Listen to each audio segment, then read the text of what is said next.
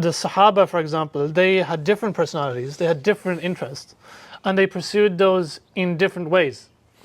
And like we're talking about, like something might be easier for you, something might be easier for me, and it's not the case for other people.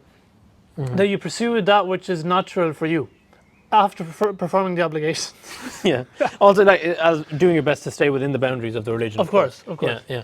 To mention one example, people have different interests, people have different ways that they can excel and be more advantageous for society.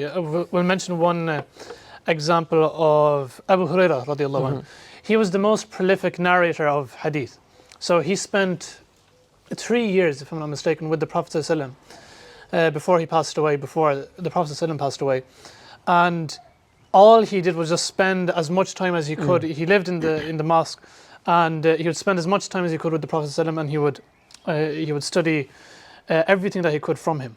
And he wasn't a person during those 3 years who would perform the night prayer, the tahajjud prayer often, because he's engaged in that. He needs that rest. That like, if this person did that, for example, he's going to be compromised in the talent that he has or the purpose that he can fulfill easily, compared to someone who perhaps isn't able to be with the Prophet ﷺ that much. He has other obligations, he has other requirements.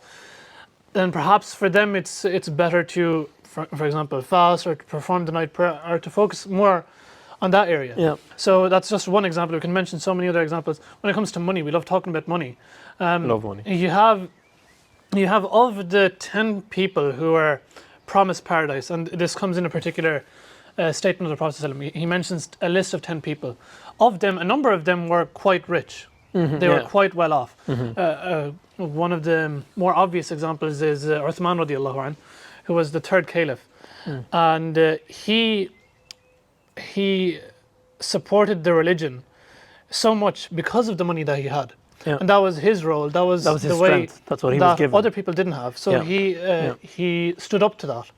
And he benefited himself. Exactly. Him going about the religion the same way that a person who would be less well off would not be the right path for him. Exactly. Right? We didn't need, we'll say it like this, we didn't need someone like Uthman radiallahu anh to focus so much on the pursuit of religious knowledge in terms of collecting those hadith, because we had someone like Abu Hurairah.